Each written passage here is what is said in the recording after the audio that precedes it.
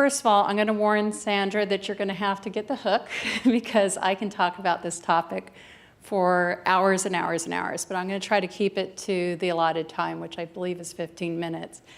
And it's sort of a good news, or bad news, good news, if you think about it. The bad news is sort of an extension of the statistics that Courtney showed you, but we're going to have a little finer grain analysis because this is a call for action for Latina attorneys. And then the second part is the good part, which is the good news. And that's what the Latina Commission is doing to counteract these negative statistics that you're going to see.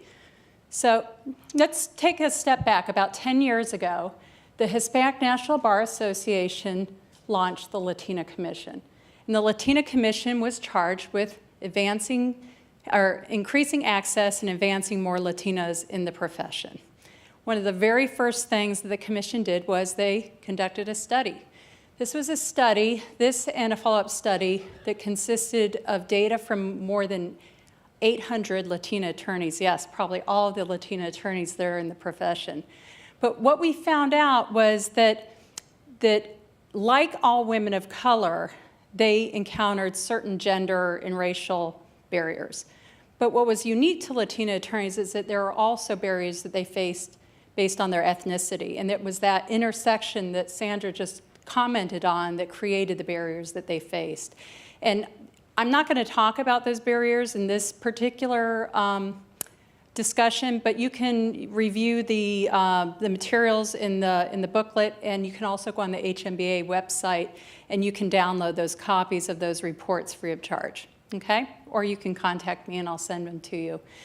But we also found out that Latina attorneys are, by no surprise, they are not well represented in leadership roles, like other women of color. But the truth of the matter is that they were greatly underrepresented. And I'm going to show you some evidence of that in a minute. We also found out that they may be paid less than their non-Latina counterparts across all racial ethnic groups where data was available, and that they also had fewer opportunities for advancement.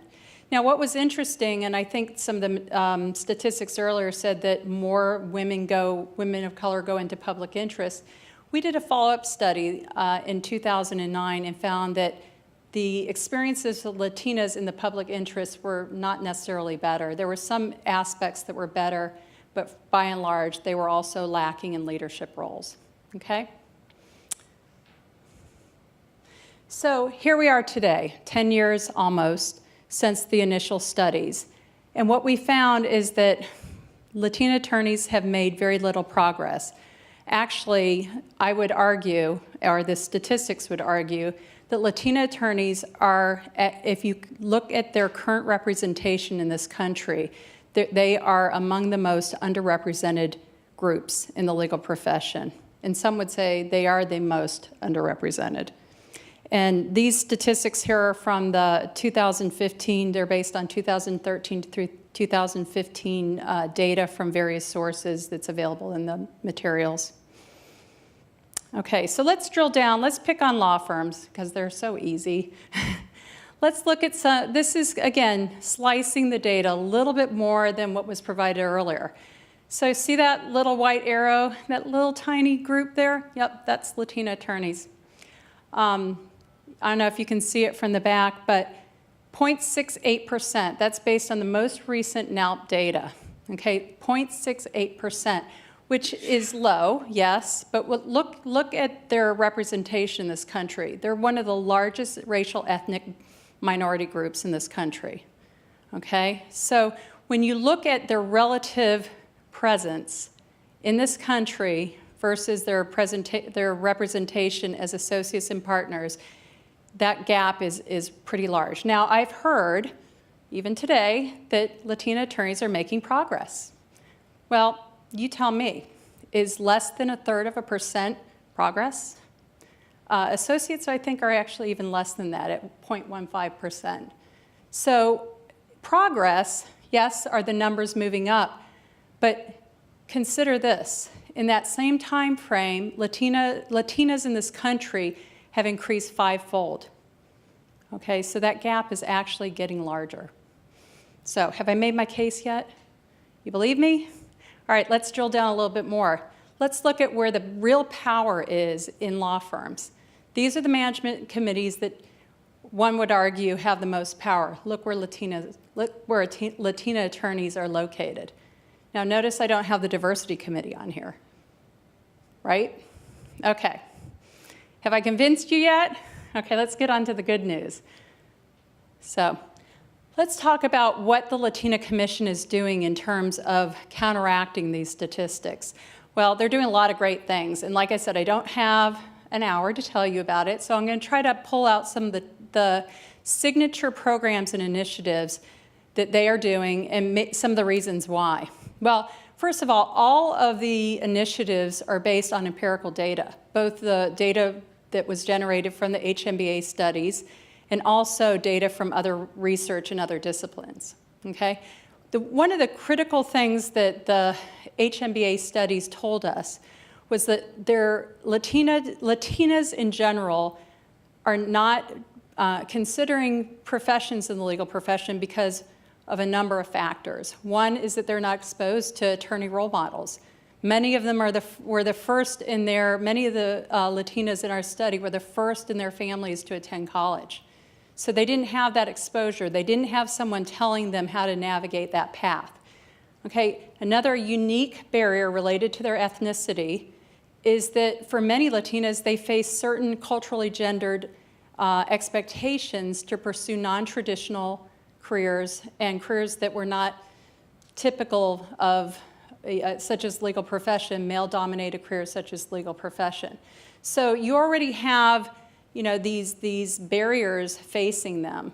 So the Latina Commission, in order to counteract that, being aware of this, really put in place a lot of different pipeline programs and outreach programs to really target Latinas as early as elementary school in historically predominantly Hispanic communities, to really try to educate them on the importance of higher education, the diversity of careers in the legal profession, as well as what it took to move beyond into higher education.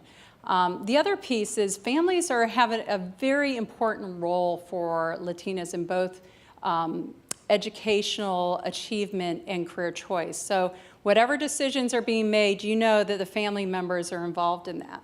So this was another critical piece. And in that regard, the Latina Commission also included the families in the mentoring with the individuals. So there are examples of Latina commissioners. By the way, Courtney and I are both Latina commissioners, I should tell you that.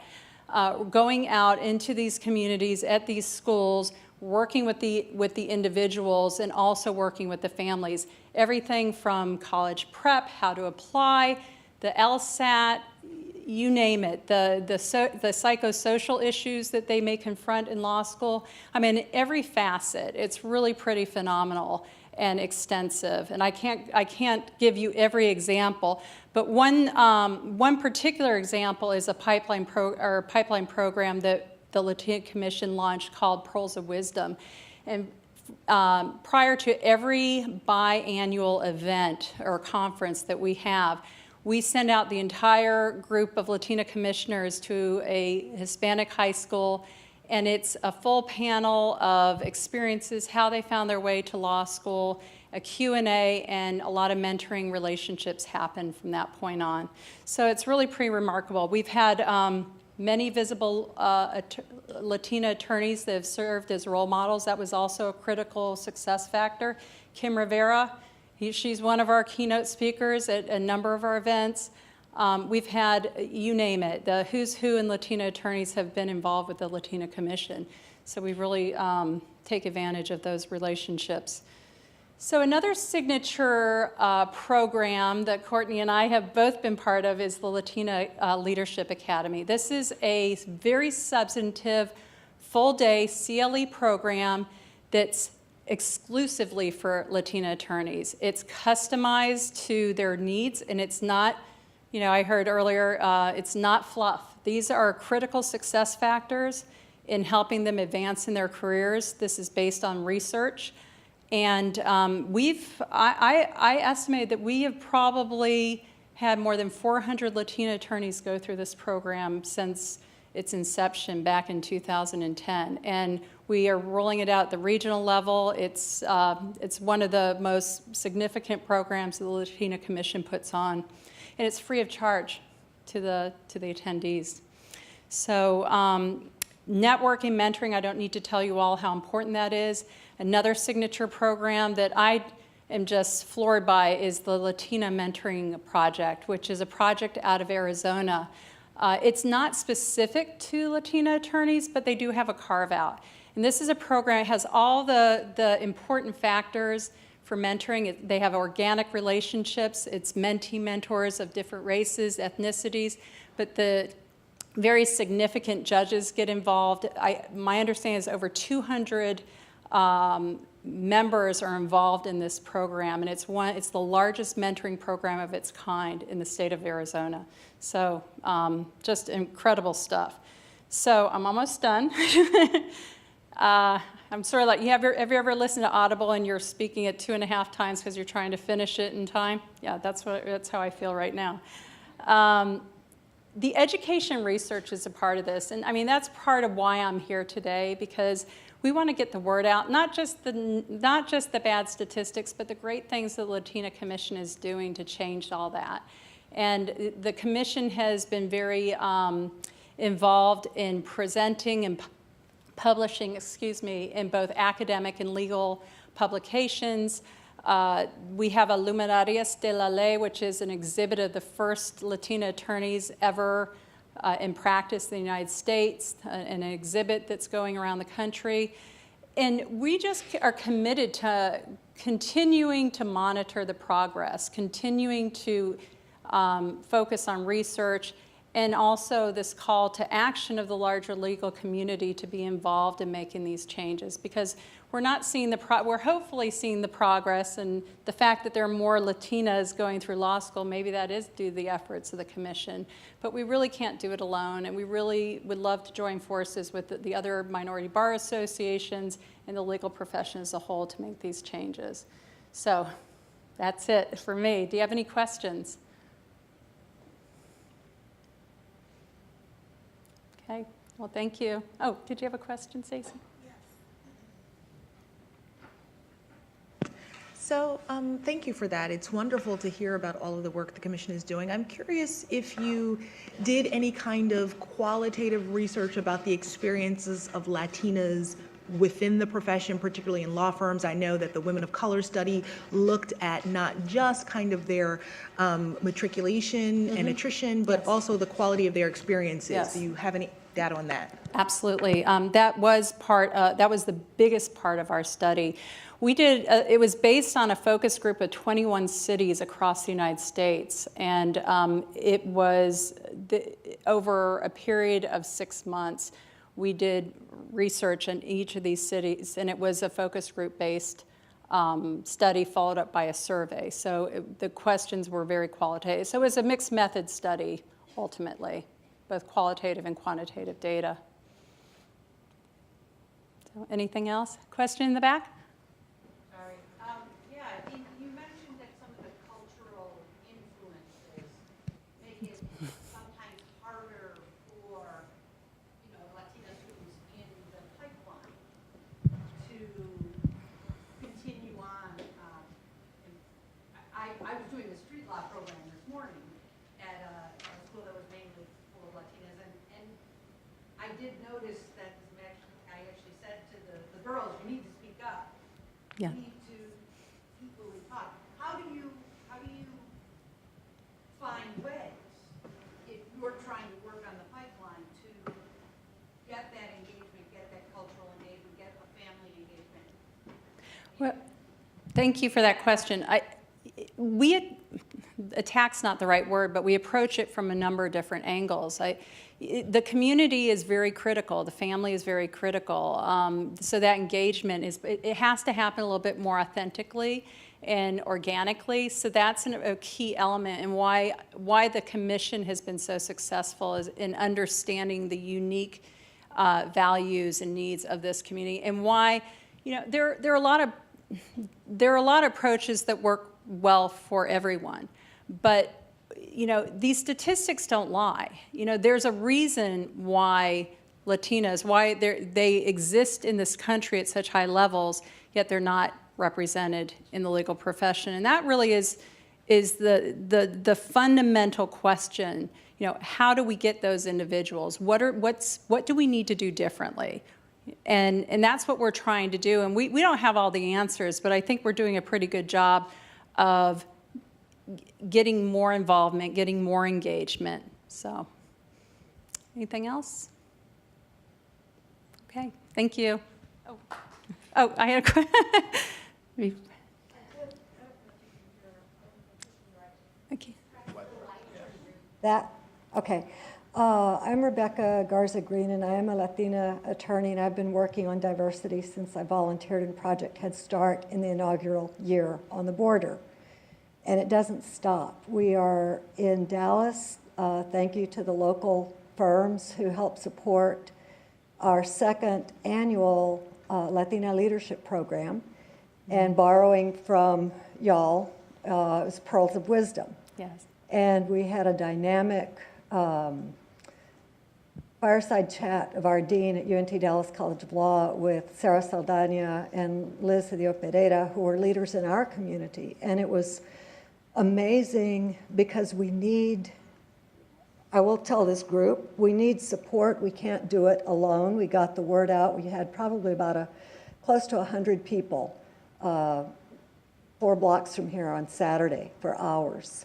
And the thing that was the most empowering to the young women was to see role models, women who were Latina attorneys, who were telling them step by step of how they got from here to there. They had to see themselves, but we lacked the critical mass. Yes. And so thank you for what you're doing. We cannot do it without it, and it didn't take a whole lot of money. It just took enough to have some food to feed folks while they were there. Well, thank you for that comment. I mean, there are only so many Kim Riveras out there. I mean, she's like duplicated herself. I mean, she's an amazing role model.